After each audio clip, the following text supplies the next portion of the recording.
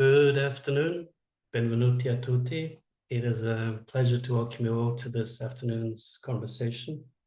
And I'm honored and also very excited to welcome our speaker, Dr. Adeline Johns-Putra. For those of you who are unfamiliar with her work, Dr. Johns-Putra is a scholar of English literature, her primary focus being the relationship between climate and literature. However, her research also explores women's writing, particularly of the British Romantic age and epic poetry. Presently, she is a professor of English literature at Queen's University in Canada, while simultaneously holding several honorary positions. To name a few, she is honorary professor at the University of Hong Kong, honorary senior research fellow at the University of Liverpool, and adjunct professor at Monash University, Malaysia.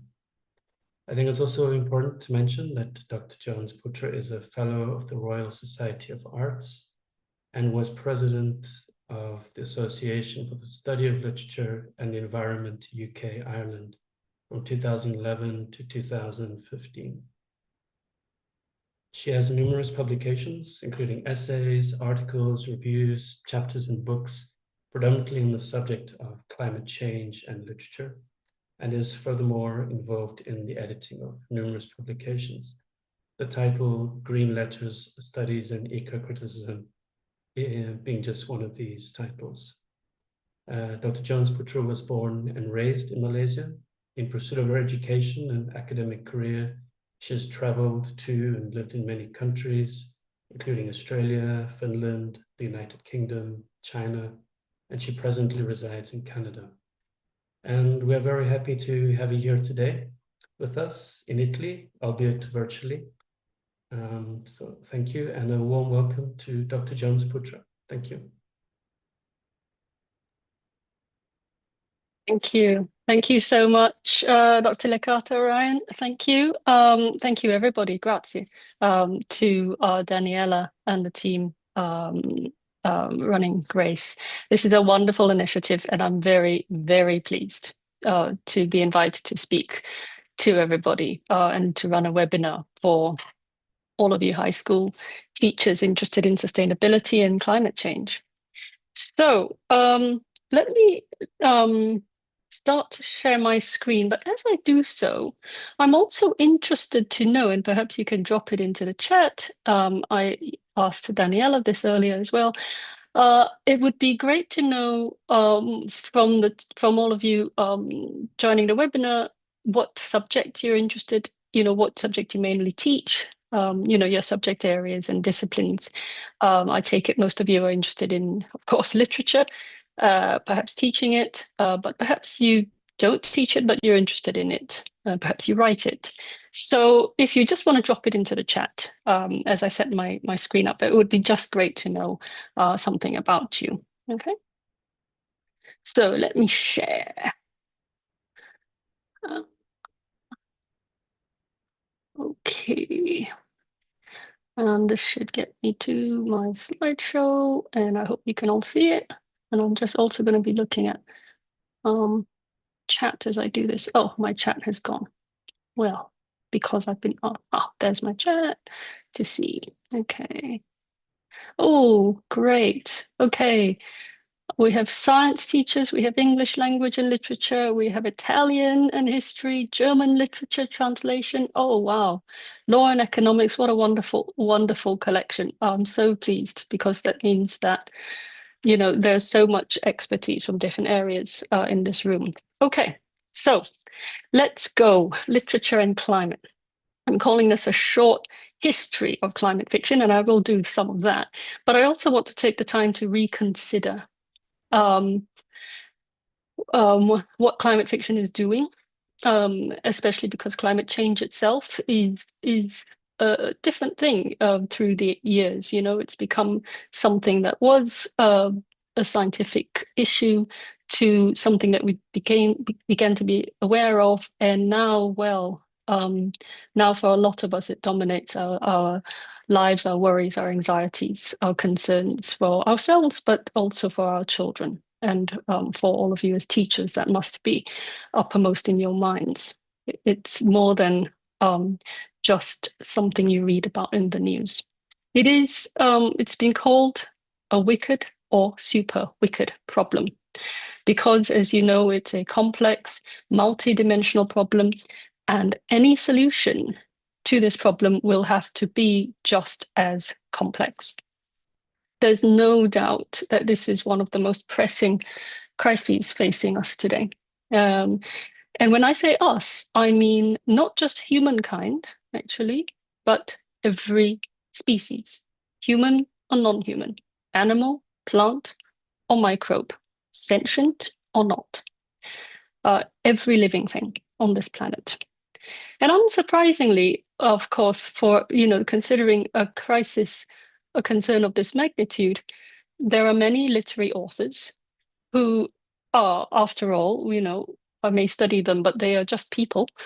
And I was saying to Ryan, who I was told is also an author, authors are just people and they're looking for inspiration from the discursive universe, the universe of discourse in which they work and write. And authors have been increasingly engaged with this existential and ethical challenge. Now,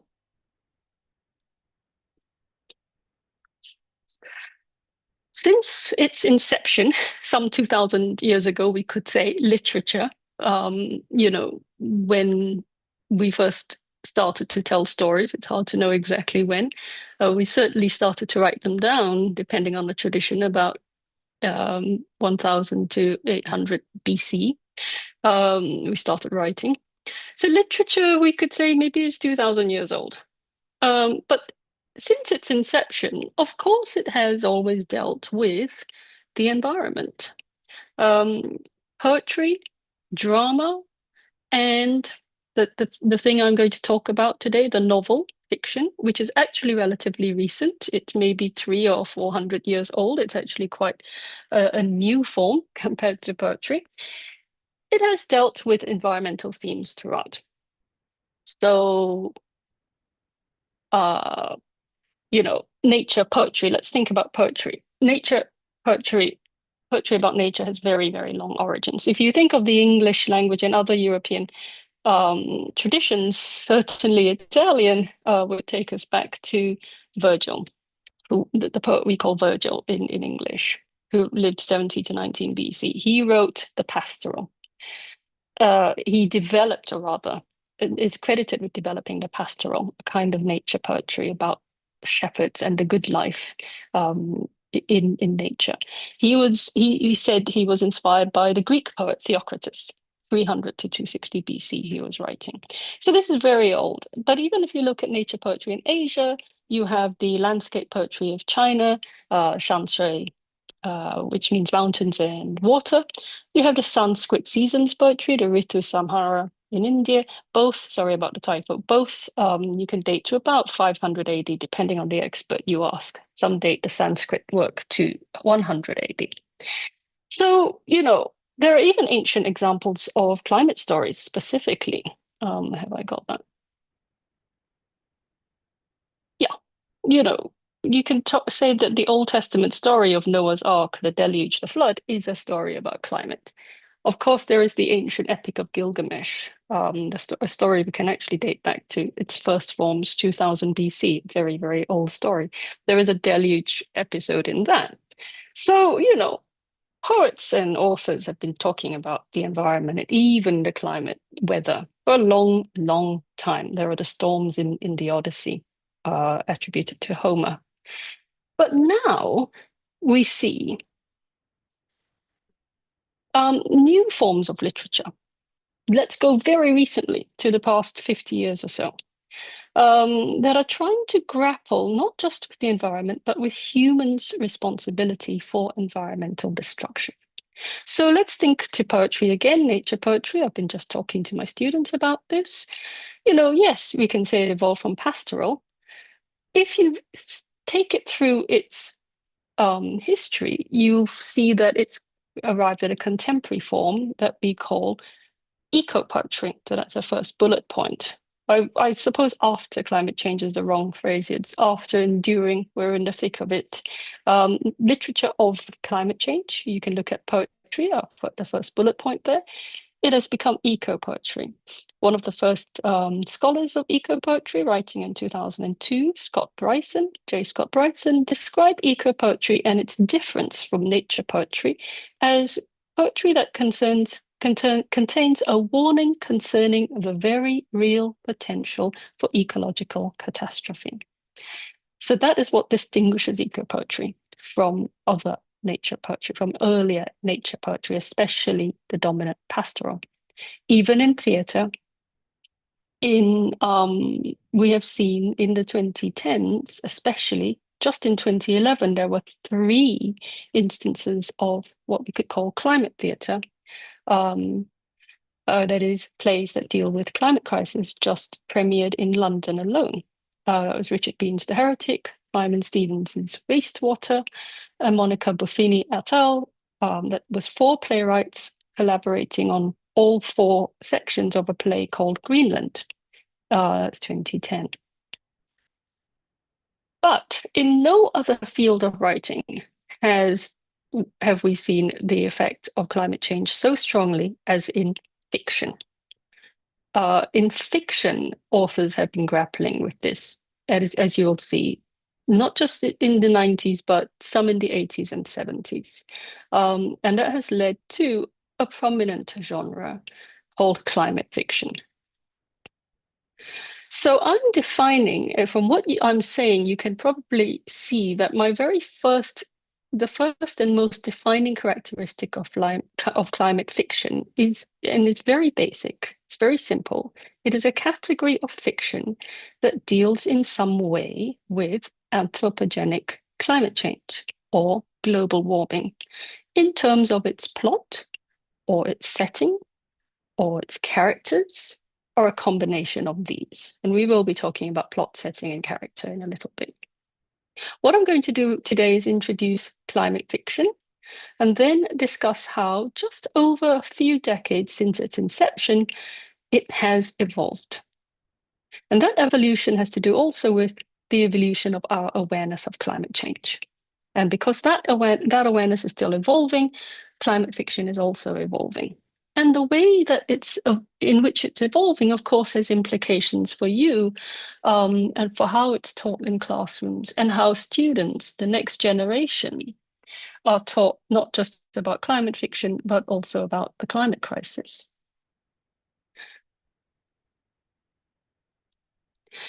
So to begin to gain that understanding, we need to take a quick look at how climate change awareness came about. So a very quick history lesson, and perhaps you're getting this in your other webinars as well. Really quickly, if we remember, now I'm going to make sure that alongside our male scientists, I include a very important female scientist. As you probably know, it was in the 19th century that the warming effect of increased carbon dioxide and other gases in the atmosphere was first identified. That, if you build up these gases, then you are creating a kind of greenhouse effect. Heat is being absorbed from the sun and it's being trapped in Earth, and the atmosphere then, with all these greenhouse gases in it, won't allow the heat to escape. So the initial effect was described. It wasn't named the greenhouse effect at that point. It was described by the French scientist Joseph Fourier in the 1820s. And then subsequently in the late 19th century, Fourier's theory was proved by the Irish scientist John Tyndall and the Swedish scientist Svante Arrhenius. We shouldn't gloss over the contribution of the American scientist Eunice Newton-Foote. She measured, before Tyndall and Arrhenius, the relationship between greenhouse gases and the sun's heat. Tyndall could not have discovered what he discovered without Foote, but he never credited her. But then the discovery of, not just that, okay, Fourier tells us it can happen. Arrhenius and Tyndall and Foote prove that it can happen, theoretically and in laboratory conditions. But could it happen? Is it happening actually on Earth? Well, we realized that it was in the 1960s.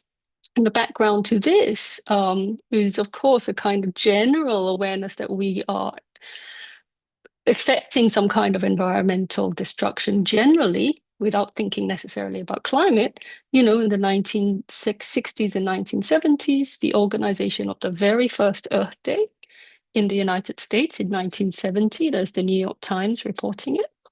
The establishment of key charities, Friends of the Earth, was founded in 1969, Greenpeace in 1971. In the 60s and 70s, scientists were becoming aware, thanks to developments in climate science and the way we think about climate, that climate was a system and that system was being affected by us. That is, the greenhouse effect was actually happening. And scientists like Charles Keeling, Roger Revelle, Stephen Schneider, Wally Brooker, American scientists mainly, were speaking at forums. There was an early conference in Colorado, and then it continued. And by 1979, you have the World Climate Conference in Geneva. Okay, bringing this problem to the public. We forget, of course, that all of the global warming, the idea has a history, and this is it. And they repeated those warnings, these scientists. I mentioned Stephen Schneider. He wrote a book called The Genesis Strategy, Climate and Global Survival, 1970s. So the scientists knew about it in the 1970s. At this point, did authors know about it? Well, yeah, if you are a science fiction author, you're interested, of course, in what's going on environmentally and scientifically. Now, before there was an awareness of actually that it's us causing climate change, the idea that the whole climate could be affected, we've seen it can go as far back as the Bible. But some key novels that dealt with changing climate for the whole world were people like J.G. Ballard, The Drowned World, and the Japanese author Kobe Abe in a novel called Into Ice Age 4. What happens when the whole world changes? What do people do? But neither of these is actually about human-made climate change.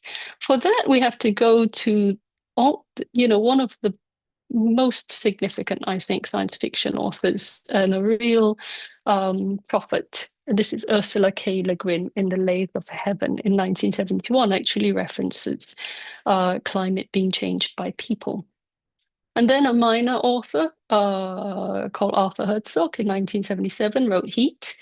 It's a thriller. He talks about what he calls runaway greenhouse. That was his term. That means he was already aware of what the scientists were saying. And his word for global warming was runaway greenhouse. In 1987, the prominent Australian novelist George Turner wrote his first science fiction novel. He was established as a realist novelist, and he wrote The Sea and Summer about the effects of sea level rise in Melbourne, Australia, his home city. This was distributed in the US under the name of Drowning Towers, I think, which sounds more dramatic, I think, and easier to sell. But it's actually a very thoughtful novel called The Sea and Summer. So let's fast forward into the 80s and 2000s with climate change awareness. Let's continue our history. Global warming, it was called.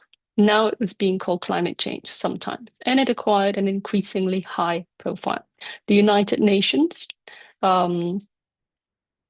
Environmental Program, UNEP, and World Meteorological Organization, WMO, set up a climate advisory group in 1985 that became what you've probably heard of, the IPCC in 1988. Okay. And then in 1988 in the US, certainly the prominent scientist James Hansen was invited by none other than Al Gore to speak at the US Senate Committee on Energy and Natural Resources in 1988. And he spoke, when he was speaking, it was a seriously hot summer in Washington, and anyone who's been there knows it can get very hot. And that did give a boost to the media coverage and the headlines. Into the 1990s, so that's James Hansen. Into the 1990s, we have our first IPCC report. That's the 1990-92 reports together. The Kyoto Protocol, by that time the UN had produced this thing called the Framework Convention on Climate Change, the UNFCCC, which actually now still runs the COP. It introduced the Earth Summit in Rio de Janeiro in 1992, an important Earth Summit to start a framework. And then actually some protocols were agreed in Kyoto in 97. And as we know, they've been extended at conferences at Paris, and the next one in Belém, Brazil, is very important. They're not very effective, and we can get into why in another discussion. But we all know, as far as actually bringing it to consciousness, right? There was that film in 2006, bringing it to collective consciousness, was Al Gore, who had invited James Hansen to speak at the White House. His film An Inconvenient Truth was released then, and in 2007, Gore and the IPCC won the Nobel Peace Prize for their efforts in raising climate change awareness. If you're hearing this now, if you're my age, you're a bit frustrated that all of this was known in the 90s, in the 2000s, in the noughties. We knew it, and a lot of us were worrying about it even then. So what was this doing with the author, for authors who wanted to engage with it? Against this background of rising activism through the 1990s and 2000s, I really want to pinpoint the 2000s as the point at which you start to get a critical mass of climate fiction, okay? It's more than that trickle that I was showing you earlier. And some prominent, you had Ursula K. Le Guin, but that was still in the realm of science fiction, which tends to be seen as a bit of a literary ghetto, if you like. All the SF authors are doing that, but actually more and more realist authors were engaging with it. You had Maggie G, quite an acclaimed British author, writing The Ice People in 1998. E.C. Boyle, I think, who you can say has that level of acclaim in the US. Californian writer, wrote A Friend of the Earth in 2000. Then the science fiction writer, Kim Stanley Robinson, began writing about climate change specifically, and he has done it ever since. And his first books on climate change were called The Science in the Capital trilogy. Came out 2004, 2005, 2007. He struggled to get them published. His publisher didn't want to publish them, but he was very, very keen that the word would get out. Then, paralleling Al Gore's success in raising the profile of climate activism, even though it was controversial, and we had lots and lots of controversies around climate change denial. And you actually have a climate change denial novel, State of Fear, by Michael Crichton in 2004. But as it was piercing the public consciousness, then definitely it was taking off. Margaret Atwood released the first of her climate change novels, Oryx and Crake, came out in 2003.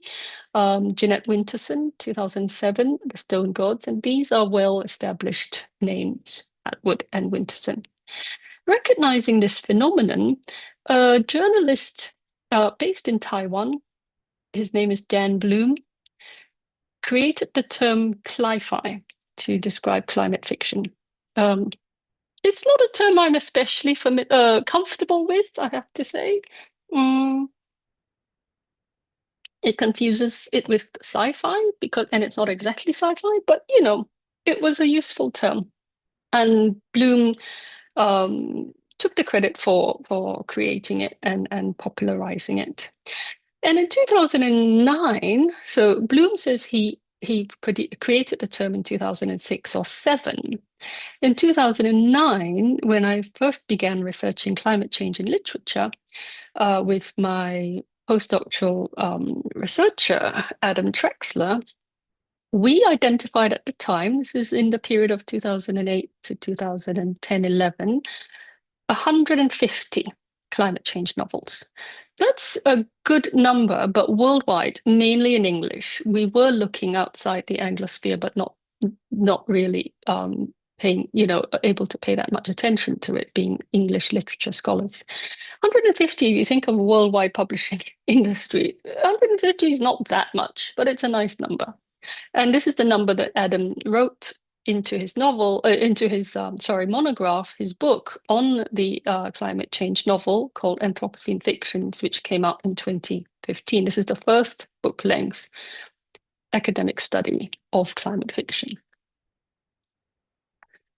2010s, this is what, okay, I talk about the establishment of a good number, 150. 2010s is when it takes off. Climate consciousness has escalated, as has climate change. You have freak seasonal or unseasonal weather. You have sweltering summers. You have freezing winters. You have freezing summers, mild winters. You have wild weather events from extreme droughts to record-breaking hurricane seasons. You can't deny it unless you're really, really stubborn. For anyone who has, who speaks to relatives or friends on other parts of the world, you find yourself explaining to them, just as Daniela and I were doing when we started, what's the weather like there? What's the season? What are the seasons like? We're all talking about unseasonal weather. We're all experiencing it. So in the 2010s, there's a second cluster of novels. You have really well-respected authors, Ian McEwan, and yes, I'm talking about novels in the Anglosphere mainly, but of course the effect is everywhere. Ian McEwan, Barbara Kingsolver, American writer, Amitav Ghosh, then from Finland to Australia, two countries that I've lived in, you have Parantaja, The Healer by Antti Tuomainen, and that's a crime novel that is also about climate change in Helsinki. Emmi Ittaranta's Memory of Water, or Tiemestarin Kirja. Elina Hirvonen's When Time Runs Out, Kun aika loppu.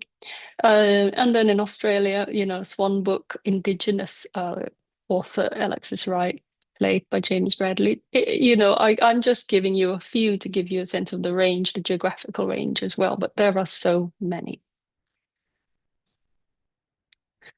So that's brought us to the 2010s and to a point where it's a recognizable category, and perhaps you could say genre. A genre really is a form of fiction that isn't just about a subject. This is a book about climate change. I think a genre, to really count as a genre, you need to be recognized, the form needs to be recognizable by certain strategies and conventions. So, the detective novel always takes you through on through a suspenseful kind of expectation of who done it, and then who done it is told to you by the end. That's what the detective novel does. The science fiction novel sets you in another world. So there have to be formal attributes apart from just being about something. And so we're going to touch on that now and what climate fiction is doing when it represents climate change, and therefore what that can tell, what kind of novel the climate fiction or climate novel is. Okay. So the popularity of climate fiction really would lead you to believe that, yes, everyone's writing about it, but it belies the fact that it is actually quite difficult to write imaginatively about climate change. Because the very things that make climate change a wicked problem, right? Like I said, a problem that's not immediately solvable because it's multidimensional, are also the very things that make it a challenge to represent and to tell stories about. What do I mean by this? Let me go through a list of challenges.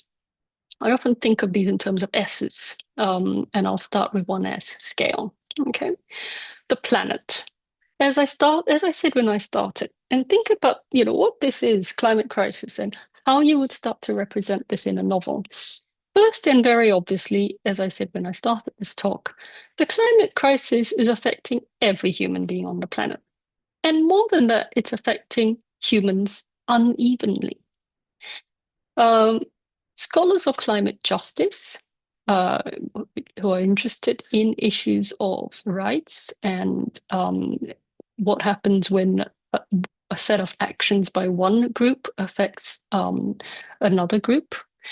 Well, those scholars of climate justice remind us that climate crisis has the greatest impacts on those who bear the least responsibility for it, and the other way around. It has the least impact on those who bear the greatest responsibility. Those of us who can get on planes and fly all over the world, who are air conditioning our houses. And I know why we do it, because it's getting hotter, but that's also making it get hotter, not just for us, but for those who don't have air conditioning. I'm hoping you can't actually hear, speaking of how we live, the noise that's going on in my apartment, in the apartment block. So I'll continue to speak through and hope my AirPods are canceling out that noise. Okay. Okay. But literature, you think about it, climate change, global. Literature tends to be framed around the individual, perhaps around our families, our romances, of course. Romance and love is such an important part of the stories we read.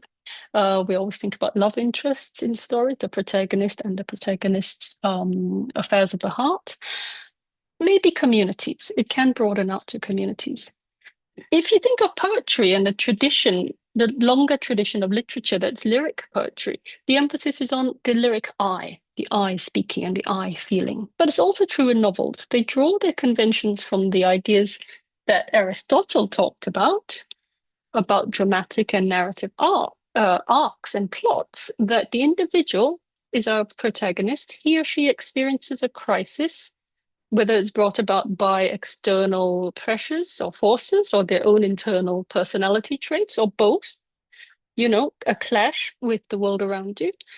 But it's all about what the individual's feeling, and the crisis leads to a climax, and then you have to have some kind of resolution. Now, of course, there are novels about nations and national crises. War and Peace is such an obvious one. Huge ensembles of character, War and Peace by Tolstoy, Middlemarch by George Eliot. And you can no doubt think of those, of your own examples in the traditions that you work in, but they focus on a family or a community. How can a novel show us the differing experiences of the entire planet and give us a sense of the scale of the crisis? So that's one challenge. Next challenge, another scale challenge. All species. And I said that when I started. It's affecting not just the human species. We, humans, are responsible for the destruction of ecosystems and habitats all over the world in all kinds of planets. There isn't a single inch of this planet that is not affected in some way by climate impacts, because you think of the atmosphere and what we're doing, you think of ocean acidification and what we're doing to every corner of the ocean and the environments for those animals and marine life. So that means all species are affected, all 2 million or so species. And actually, we don't even know the exact number of species. We haven't even discovered some of them. And that is to say, we are affecting species that we haven't even discovered. And then novels, well, as I said, they tend to be about not just the individual, but the individual human. Yes, there are animal novels, but always the demand is for interiority, dialogue, psychological drama, and so on, so that we rely on human ways of understanding psychological drama. So at the most, you get anthropomorphized animals with human characteristics. And novels with anthropomorphized animals are often just allegories for human crises. Think of 1984, Animal Farm by George Orwell. So how can a novel convey to us the sense of destruction that we are inflicting on all species? It is an ethical issue. Then there is scale, the distant future. Scale in terms of time. I've talked about scale in terms of space, scale in terms of human spaces and non-human space. Let's think about scale in time. Climate crisis is an environmental catastrophe almost without precedent in human history.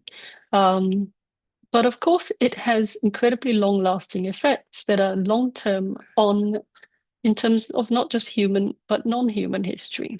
The extinction of species, the depletion of biodiversity are actually not just long-term, they are irreversible. And those are the effects that we can see happening now. It's not just the what we're doing, but it's the effects of what we're doing. Some of those effects, some of the things we're doing and the effects that they will have, those effects will take thousands of years just to appear. So we can see some of it now, species extinction, but we're doing things where we can't do anything about the effects, and because we're not seeing the effects, they will happen on a so-called millennial timescale. Oxygen depletion in the ocean, for example, disruption to global currents. So, I mean, even just the greenhouse effect can impact the normal pattern of glaciation over millions of, that we've relied on for millions of years. So climate change challenges our sense that meaningful things only happen on human timelines, which is, of course, the timeline on which novels tend to operate. Even the historical novel with the longue durée, we call it, is about a few decades, maybe a couple of centuries, which is really still not a geological timescale. Our next challenge, science. As I've been talking about oxygen depletion and so on, unless you're a science teacher with a real interest in it, you may have been thinking, oh, I can't, this doesn't compute for me. I don't have that understanding. And that's because another part of the challenge to telling stories about climate change, which, as I said, our stories are usually about our problems, our priorities, our dreams, our ambitions, our hopes. Well, they speak to our emotions. Understanding the true extent of climate change requires us to understand the scientific evidence for it. And then we have to use our faculties of reason and logic. And somehow stories about climate change have to engage on both levels, emotion and reason. Science fiction does this well, but particularly with climate change, because it is actually happening, then more than good science fiction, climate fiction, or just as much as good science fiction, climate fiction has to remain scientifically accurate while appealing to our feelings. It has to be climate change that is being represented if we are going to feel something about this thing called climate change. But that said, I've been talking about the challenge and talking as if climate fiction doesn't get written. Of course it does. I just gave you this history and I told you about so many books being written that could be considered climate novels. So obviously there are strategies for representing climate crisis. So I want us to think about what the strategies are and why they matter. The question for climate fiction scholars like me then is not exactly how can climate fiction get people to do things? Or rather, it's a very detailed version of that. It's all in the how. What is the novel doing to get us thinking about climate change? What are the formal strategies? Which then is what, as I was suggesting earlier, allows us to think of climate fiction as a genre with its own its conventions of form, which is what I mean by formal. When it comes to Scale and Planet, what you see in a lot of climate novels is that they make a use of montage.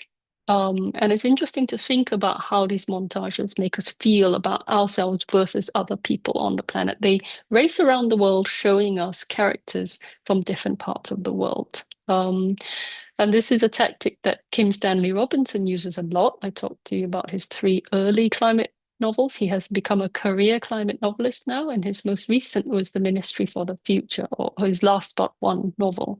And it's actually set with action in lots and lots of different places, from India to Switzerland, to the US, to China, with lots going on in each place. But you can get something like Itaranta's Memory of Water, where, yes, our protagonist is in Finland, but in this distant future, her mother has gone to work in China. And so there is that relationship where she has not seen her mother, but we know that China has control over um, um, people in Finland. So you get all those kind of montage kind of relationships. When it comes to scale and species, how do we represent, as I was suggesting, intricate relationships between humans and non-humans over time? A novel like The Overstory traces in a very interesting way over a couple of 100 years. It tells a story not just from the point of view of the person, but it gives us in, I think it's 5 or 6 stories of trees. Okay. Trees and the people who connect to them. And then you learn about the people through the trees that they love. So you get an understanding over time of people and their environments.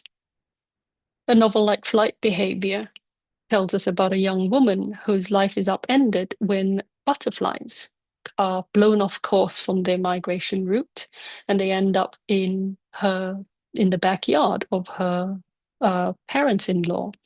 And this changes her life. She's a poor woman living in Tennessee in the US, but suddenly scientists descend on this property to know about what's going on, and she learns the importance of something so simple like insects.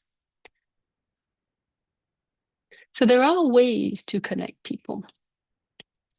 What about scale when it comes to time in the distant future? Of course, science fiction has always worked up in terms of future worlds. So one of the most obvious generic traits of climate fiction is future stories of future worlds, those worlds having been climate changed. That's a very, very common thing that you see.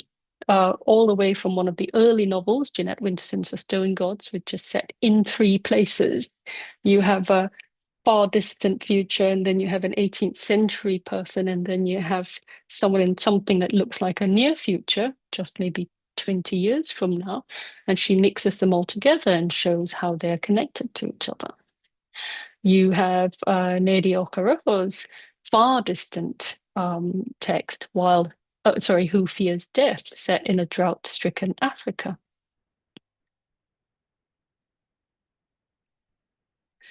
But also interesting are not just the future set stories, and you can kind of distinguish between 2 types of climate fiction, really, in where they're set in the future or in the present. And if they're set in the present, then they're set around people who are worried about the next generation. And so something like Flight Behavior, the woman in that story, Della Robbia, is worried about her children when she learns that the butterflies represent climate change. James Bradley's Clade sets his novel, tells a story over some 200 years of the same family and how they're affected by climate change. And T.C. Boyle's Friend of the Earth, its central figure is an environmental activist, and we see him not just now or in the 2000s, but in 2025, and then we see his relationship with his daughter and how that's developed. So that in both Clade and Boyle, the familial relationship becomes a metaphor for our relationship, even with future generations whom we do not know. So, of course, then novels work in terms of setting and in terms of character and the metaphors that accumulate around them. Finally, how do novels deal with science? Well, they introduce a lot of scientist characters to explain both the science and the ethical problems. Now, as I wrap up, and I'm going to point to a couple of things. I'm going. I think we started at about half an hour to 35 minutes ago. So I'll go on for another 10 or so minutes because all of what I'm talking about falls under the general rubric, I think, or the general theme of the effects of fiction. Yes, there is a challenge posed by climate change and how to represent it and how to get ideas around climate change across. But as I've been suggesting, writers are doing this through specific techniques. All of this is done to achieve what I think of as the two prime objectives of fiction. Okay. Um, sorry, two prime objectives. But then I'm going to kind of talk about three aspects of fictional novel, of the fictional novel narrative. And the two objectives are this: to create what Wayne Booth, the literary ethics scholar, said in a long time ago in a book called A Company We Keep, 1988, which is a wonderful title because it reminds us that books keep us company. That's why we read them.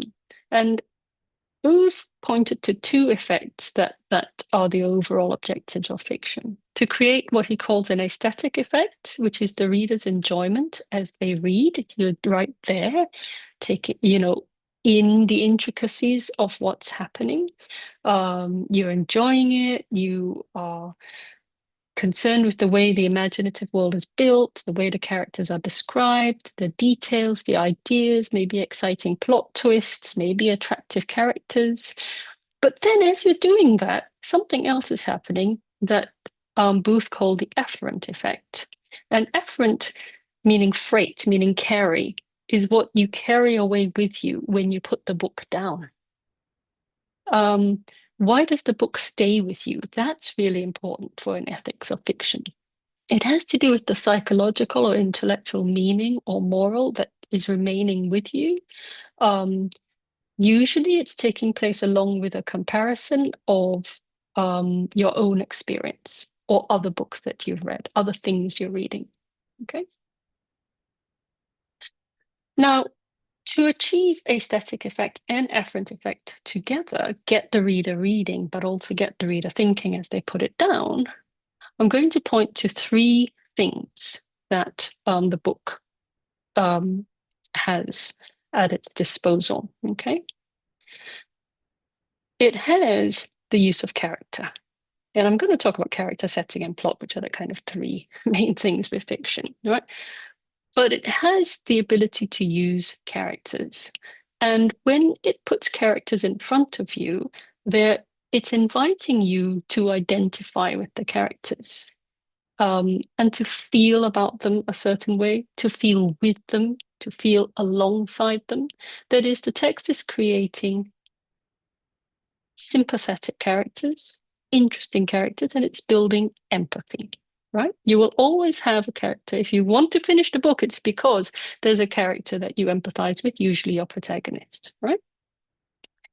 And when you put a book that you don't want to finish it, it's usually people say it's because I don't like that character. And that is a big issue with books, whether you like the character or not. Or even if you don't like them, they really interest you, like a kind of attractive outlaw character, for example. Then there is the appeal and excitement of setting, the world that the characters inhabit. How real, how true, how believable is that world in relation to your other sources of thoughts about the world? And it's not whether it really did happen. It's about whether it could happen and how interesting it is that to think about whether it could happen. So it's not about even just about believability, it's about internal coherence. That's why we can read science fiction as well. You want that world to be believable on its own terms so that you can be immersed even in a completely fantastical world like Tolkien's Middle Earth. This is the text's verisimilitude. This is the reader's immersion in the world. Finally, there is our interest in plot. We want to know what happens to those characters in their worlds. We then the book wants us to be invested in what happens. So it's not just that we care about the individuals we read about and where they live, we care about what happens to them. And this is about suspense. It's about plotting that takes you from one event to the next. So if the overarching goal for the text is to provide us with company, as Booth says, then the objectives are to the kind of lower scale objectives are to achieve empathy so that we identify the characters, to achieve immersion so that we're excited to spend time in this fictitious place, to walk through it, to invest in it, and achieve our investment in the narrative probability and suspense so that we care about the individuals we read about, where they live, and want to know what happens to them. Now, in climate fiction, as I've been trying to say, the characters with whom we have empathy, the worlds that we walk through imaginatively, and the things that we want to know will or will not happen to these characters in this world have to be stretched in terms of whether these characters, whether all of them are human, and how they interact with the non-human entities around them. The scale of where and how they live, stretching, placing characters in different parts, both temporally in time or spatially, and the time, and kind of not just the characters and placing them in different places, but connecting them so that plot-wise, the things that characters are concerned about are spread temporally and spatially. But where are we in the 2020s? So this is almost like how it was left for me as a scholar working through the 2010s and into the early 2020s. I was like, yes, okay, these are the representational issues around climate change and climate fiction. And climate fiction is doing this. This is really interesting. Now, moving into the 2020s as a scholar, two things are happening now with climate change that we need to pay attention to. First, with the growing urgency around climate change, there is an increasing expectation, and it's become steadier and steadier and more consistent amongst people who approach and read climate fiction that it will save the planet. This meta discourse around climate fiction, it's a kind of discourse not coming from the writers. It's not necessarily even coming from us scholars. It's coming from commentators, like the media. And people started writing about climate fiction even from the time it started. The form itself began to take off in the 2010s. People started writing about it in 2013. There's an article in the Financial Times. I was interviewed for this, announcing that climate fiction had happened. And perhaps, as I said, as my co-author and I said in an article a few years ago, this is probably the first time that the birth of a genre actually made the news. Nobody was around to say the epic began in 800 BC. Nobody said, oh, look, there's the sonnet. But they said in 2013, look, there's climate fiction. Financial Times, Independent, The Guardian, they all wrote about it. Since then, consistently, and now I think almost every couple of months, and certainly every year with every COP meeting, we get these headlines. Can books save the planet? Can climate fiction help save the planet? Can literature save the world? Now, even back through the 2010s, when Dan Bloom popularized the term cli-fi, he campaigned for writers and scholars to use the term so that it would help us save the world. So much so that Bloom, actually, even while he was helping draw attention to climate fiction, I think did some damage. And it's that damage that we're feeling in the 2020s, I think.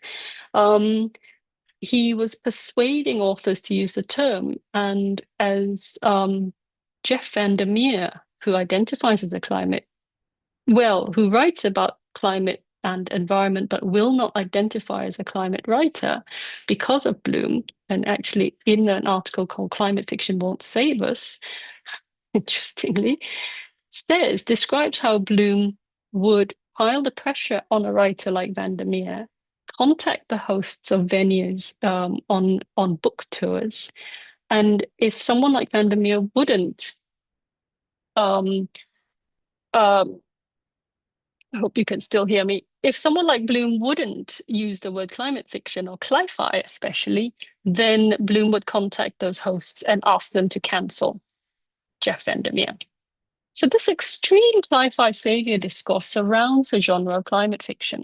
And the scholar Derek Woods calls it the meta-genre of climate fiction, where meta-genres are these atmospheres of wordings and activities that surround a genre and give us ideas of how we should appropriately take it up. So this is one problem, that we're looking to climate fiction because of the commentary for this very utilitarian thing of saving us. Okay. And here's the other issue, that we are more and more desperate for it to save us, and understandably. This is a meme that went viral, and it's funny, but it's also very sad because we can see the truth in it, that actually it feels like it's not just fiction, it's current affairs. Post-apocalyptic fiction has been moved to our current affairs section. It is not so much that it's difficult to represent climate change on the page as it is now so real that we want climate fiction to help us live with it. Climate change is no longer difficult to grasp or apprehend. Our young people know it's happening. They aren't that worried about the problems of scale, whether planet or species or future effects. They have been told ever since they could think as children. They've been aware that this is happening to the planet. They've grasped it through social media. So much so that then that other issue, not scale but science, means it's not so necessary because so many already accept it as a reality. If they think about climate crisis at all, they are looking for hope, not just dramatizations of catastrophe or ethical dilemmas. They're looking for something to give them a sense to move forward. So I'm going to put forward for you these two issues as we've grappled with climate fiction and representation, and say, okay, there's the pressure for a solution, for climate fiction to save us. And then there is also the pressure for something broader, which is hope. If you just go to this idea of a solution, then you're demanding something of climate fiction that is actually going to undermine its ability to produce hope. Okay, so the one issue, the demand for solutions, is, I would argue, undermining the other, what's coming out of the other issue, which is the need for hope. Because if you ask climate fiction just to save us, you're actually going to undermine the power of fiction to produce empathy, to immerse us in the world, to invest in what happens. The very acclaimed writer Ian McEwan, who wrote one climate novel back in 2011, as I said, Solar, but has now just written another, says he is worried about, quote, hectoring his readers, lecturing them, telling them what to do. Maggie G, who wrote The Ice People in 1998, and then she wrote a novel called The Flood a few years later. I've heard her speak at a literature festival, and she said this specifically. She said she's worried about being, and she used the word messagey, made up word. She's worried about her novel just being a message. Literature is not propaganda, even though the two might be related. It is easy to instruct, but it's very difficult to inspire. So the other risk is this, that we're just suggesting that it's going to be so simple to read a text and enact. And there is no empirical evidence, and the branch of empirical eco-criticism that deals with this, led by Matthew Schneider-Meyerson and Alexa White von Mosner, has found some very interesting, this led to some very interesting findings, but there's no empirical evidence that reading a text is going to create long-lasting action. So is it all hopeless? Should I stop worrying about climate fiction? Do we then stop reading climate fiction books? That's not what I'm saying at all. The power of fiction remains. empathy, immersion, and investment remains. But if you demand too much of the novel, that magic disappears. If you are not interested in magic and you are simply interested in results, then the best way to get those results, which is through what I'm calling the magic, will disappear. How do we ensure that we retain it? Some ideas for you, that this is a question that I'm only beginning to look at myself. And this is why speaking to teachers, people who are working with young people, who are the ones who are asking for hope, I think. These are some of my ideas. Be aware, first of all, that fiction is not a silver bullet. It needs to inspire and engage. It needs to allow us to empathize and immerse ourselves, not just give us a list of solutions. It is, as I often put it, not just a thought experiment of what can happen in the future and how we resolve problems. It is also a feeling experiment, how we feel about that future and why we would want to solve those problems. Emphasize, I think, for young readers, hopeful novels that also build investable, believable worlds. And so the new genre of, or subgenre, perhaps you can say, of solar punk is, I think, very interesting because it means solar energy, the vibe in solar punk, and it's a whole movement. It's an architectural movement, it's an artistic movement, it's a political movement. The vibe is that solar is cool and we can do cool things with it, just the way steampunk used to work. And I think that's extremely attractive. Consider novels that bring climate crisis into conversation with other issues that matter. And we don't maybe need to just call it climate fiction. Jeff Vandermeer speaks about how he's getting very fed up with being the butterfly pinned on the board of climate fiction and having to constantly talk about what his novels do, because novels are about so much more. And although I am a climate fiction scholar, I'm starting to think that I wish that, we could just talk about how climate exists in texts, not that there is this thing called climate fiction. Young readers want to read, I think, about a world in which climate is one of the issues. So that they get to imagine a world in which they're growing up more generally and have a capacity to be change makers. And a book like American War, which is actually very difficult and would need to be read, I think, by older readers, older teenagers, is about terrorism and the way we other people, say from the Arab world, and how easy it is to just other unfamiliar others, turn them into enemies when they're not. And what happens when actually that enemy is not from the Arab world, but from within. So it's about internal terrorism in a climate changed world, but it's really about the terrorism. The climate change is just a part of it. The Wall by John Lanchester imagines a future Britain completely surrounded by a wall.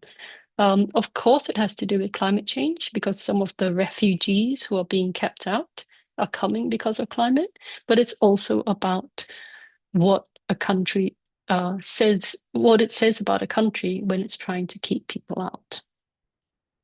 And it's written from the point of view of a young person, a 19, 20-year-old. It's a wonderful novel.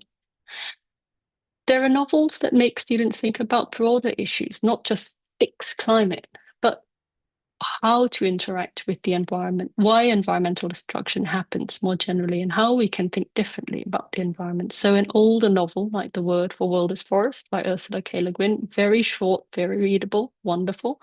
Some people think that it was the inspiration for the film Avatar by James Cameron. Read alongside a non-fiction book by the Indigenous scholar Robin Wall Kimmerer about different ways of thinking about ecology and the plants that we live with. Novels that remind you that there are other important species, but it doesn't just have to be about how we are destroying them. I think we can make those connections ourselves. So The Bees by Laline Paul is wonderful. All the action is set in a beehive. Our protagonist is a bee, um, which is such a fantastic leap of empathy. That is a wonderful feeling experiment for students. What if you are a bee? And then I've left the final one without an example, because I think these are examples that young people can come up with themselves. They can write them themselves. They can write stories about their power and the ways in which they can develop resilience. So I think there are ways to teach climate fiction that aren't that don't lose the magic of climate fiction and the hard-won strategies that climate novelists have achieved, which is stretching us in terms of scale, and bringing the science up to bear, without turning all of that into an instruction manual. There are ways to really engage students with the magic, I think, of fiction, without dissipating that into a message. And on that, I am going to end. And the noise in my apartment has ended too. And I will stop sharing and open up for questions.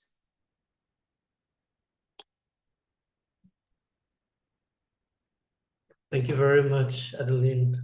If anything if anything is predictable in this topic of climate change, climate crisis, it was that your talk was going to be engaging and thought-provoking.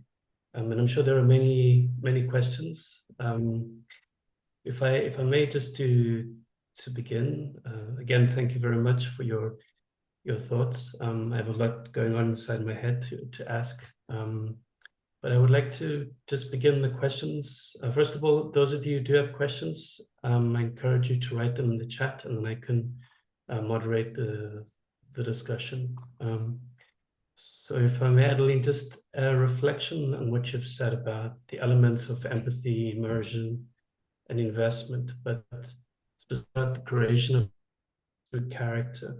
In your essay, I think it goes back to 2016, so some few years back. The essay entitled "My Job is to Take Care of You: Climate Change, Humanity, and Cormac McCarthy's The Road." I think it's a novel that most of us are familiar with. And in that essay, you argue very convincingly, I feel, that, if I may quote, "A closer reading of The Road suggests an alternative ethos in which doing the best by our children, insofar as they represent the generations of the future, requires more than simply caring about and for them alone. It requires a reaching out to others, to other children, and indeed other humans." You also mentioned Emmanuel Levinas in that essay, his views on what perhaps some might call the rehumanizing of the other. And in invoking Levinas, you write, "Is not too far-fetched to say that the face of the child gives us an other toward which we might direct our ethical acts in a time of climate change crisis." So for me, the way I interpret, there's a lot in that essay. I could spend hours talking about it with you, but I think what struck me the most is the phrase that the loss of our natural world, the crisis, is also evidence of the loss of our humanity.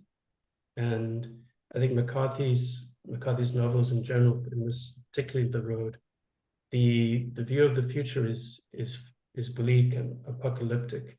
So would you say, with keeping in mind what I've said and what you've written in that essay, would you say that novels or stories that generate this anxiety are more efferent than stories that are more utopian? For example, the stories found in Solarpunk. So in other words, stories that provide this optimism, that hope, or a solution to the climate change crisis, are stories of bleakness generating anxiety more efferent, more effective than those that are optimistic?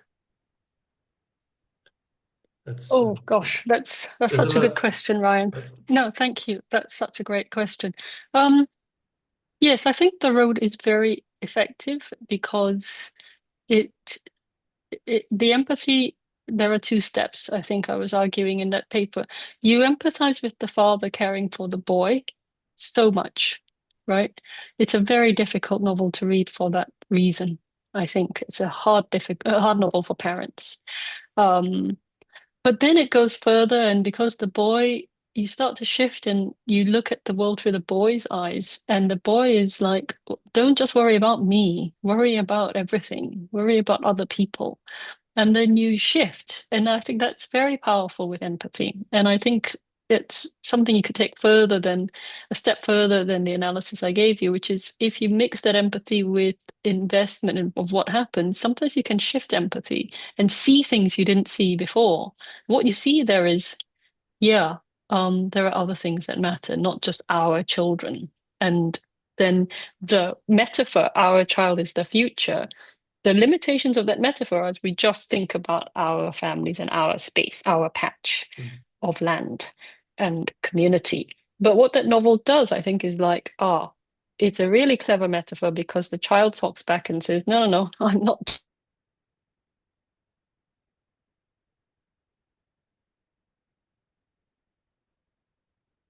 empathy. Maybe, maybe. Um, sorry, I think my internet has kind of wobbled a bit, yeah, so I hope you we got all of lost that. you. Yeah, we lost you literally for 5 seconds. So, but yeah, Okay, so I'll say, is it the yeah. bleakness that gives us that empathetic power because you worry so much? Possibly. Um, and I think that there are some things that a dystopia, a negative future, can do that a utopia, where it's all hope, doesn't necessarily do. But I think now, just a straight utopia is very boring. It's like nothing's happening. It's just good, right? Mm. I think the best utopias, which someone like Robinson is interested in, Kim Stanley Robinson, and I think there's a lot of that in solar punk, is that there is still a problem. It is still, and some scholars call it a critical utopia. Or even if there's more bleakness and the hope only comes at the end, then it's a critical dystopia. So there has to be a mix between the bleakness and the hope. It cannot just a straight utopia is like who wants to read that, right? Um, it's about I think what solarpunk can do is to say there is look at the connections you make to achieve this. Not just here's the solution, here's the manual. It's like, oh, look at the community around us. Look at the arguments and the divisions, but the connections and the coalitions that we're building as we work towards solving this. And Robinson does that well. Now, for some of us readers, the bleakness is what motivates us. And so I think for me personally, the road is very powerful. But there are some readers, and so we must never forget that there are different readers. For some readers, um, the bleakness, if every climate novel they read or every novel they read is just bleak, then there is a loss of hope. And they're looking for um, ideas of how to live, not messages as such, but ideas for how to live in the world and ideas for how to make connections. So the thing the child says, the boy says in the road, what about the other people, the family he goes off with? It's just like the last thing in the novel. But there are some readers, I think, who want to know more about that family. And I think there do have to be novels for some readers that emphasize utopia as a moving out of dystopia, as a process by which you can move out of dystopia, not just the perfect thing already achieved, but the process of um, living with dystopia or finding utopian moments in a dystopia. Some readers need that. So I do think there's a place for those. And I always say what I like about fiction that deals with climate change whether you call it climate fiction or cli-fi or whatever, is that there's so much of it. I don't think there should be only one kind. Yeah, yeah, I agree with you, and I think the different type of readers and their open different texts have their you may interpret it differently, and many have interpreted the end of the road in an optimistic way. Perhaps there will be a sequel, not by Cormac McCarthy, the road back, but yeah, but no, he has passed away now, and he yes, never really yes, wanted The Road to be a no. climate novel, actually. Yeah, he never said it was about climate change. So So yeah. thank you for the answer. So I have a number of questions from other others in the group. So to begin with, Augustino, he asks, how does Stephen Markley's The Deluge fit into the genre of climate fiction and the issues and challenges that you outlined? How do they? I wish I could answer that, but I'm actually not. I have not read The Deluge. So, Augustino, I'm gonna have to apologize there. But I think it's a question that definitely would be an important one for a climate fiction scholar. What is it doing? How is it interacting with these challenges? And I think every novel that we read is an opportunity not to straitjacket it within is it climate fiction or not, but how is it continuing that process and adding to our ideas about climate fiction? So I'm going to have to leave that answer there in those general terms. I I I I I think people expect that I've read all the climate novels, and I haven't. I'm I worry now as I move on to other questions in my work that um so much good stuff is being done by other scholars, and good for them. I'm being articles about novels that I just don't have time to read. So yes, so I have to apologize there and answer that generally. Okay, Okay. Luisana, should I go to that question? Yep. Okay, Luisana asks, my concern is about the quality of cli-fi in the sense that not all is good literature. Yep. I'm thinking of McEwan's Solar, in which the complexity of the questions and its style make it a work of art. It's not the same for other authors. I absolutely agree. And I think, I think complexity is one of the most important things about a novel. Now, I think there are all kinds of reasons for studying a climate novel. If it's a simple novel that's not doing much with it, then you read it to see how that message is being constructed in a simple way, and how other generic elements are being brought into it. There are some really, really embarrassingly bad novels.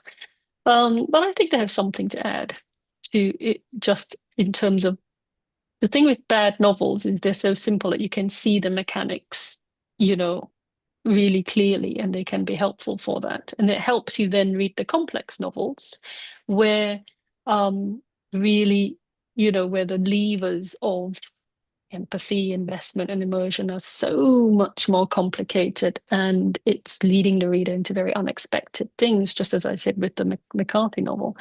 I think Solar does that quite well. I think McEwan's new novel is doing that really well. So my opinion is that the bad ones are still useful, but the good ones are really useful for two reasons. It lets you investigate the complexity of the novel as the novel, which as a literary scholar, and I think from what I can see from your question, that matters to you too.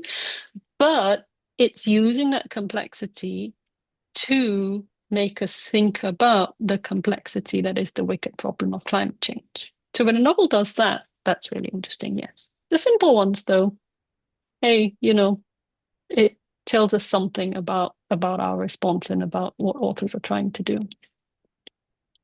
I will go on to the next one. I think there are lots of thanks, which are really lovely. The next question, I think, might be Wendy Berger. Oh, that's a wonderful comment.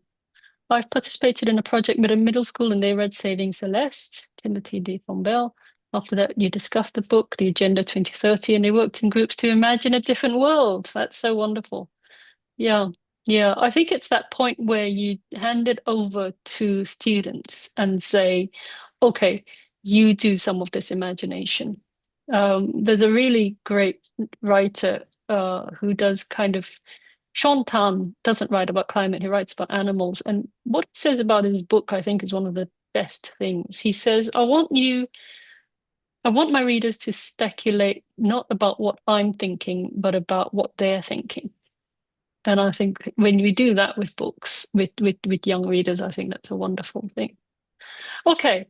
Do you think some climate novels might invoke fear, which inadvertently encourages disengagement? And that has come from Alex as well, and Ebony also says that. And yes, okay. This is why this goes back to my answer earlier about needing all kinds of novels, the dystopias, the utopias, the present day ones, the futuristic ones, the ones that inspire hope. So I've talked about hope because I am mainly talking to you about young readers, but also the ones that compel us to work to try to avoid a hopeless world. So there are some readers, I think, who want to see what the worst could be and want to work against that. And there are some readers who will see that and say, well, then there's nothing we can do. So not being an empiricist, and even then, I think empirical eco-criticism that starts to deal with numbers, like how many readers are going to be turned off by hopelessness and how many readers are going to want it, I think really doesn't answer the question. I think a panoply of novels that will sometimes inspire and sometimes frighten is important. Because what you're describing is actually, yeah, that's paralysis. Although I have to say, yeah, you might think that the spectacle of climate, there was a very good study done on the film The Day After Tomorrow, back, I think it's 2004, 2005. And that's a very accessible text, one of the very first as a film about climate change. And there was a lot of theorizing that it was so spectacular. And there was only one man, the scientist, a white male, of course, who gets to save everybody. And, that actually was so simple, so spectacular, so disastrous that people would just get turned off. And, the solution was just like, oh, one person saving it. It was not realistic and effective. What that showed, the study, was that it at least got people thinking about climate change. That not everybody was turned off. Some people were interested. So I do think that the fear can sometimes work. Okay, I think that's the end of all the questions. Have I missed anybody's?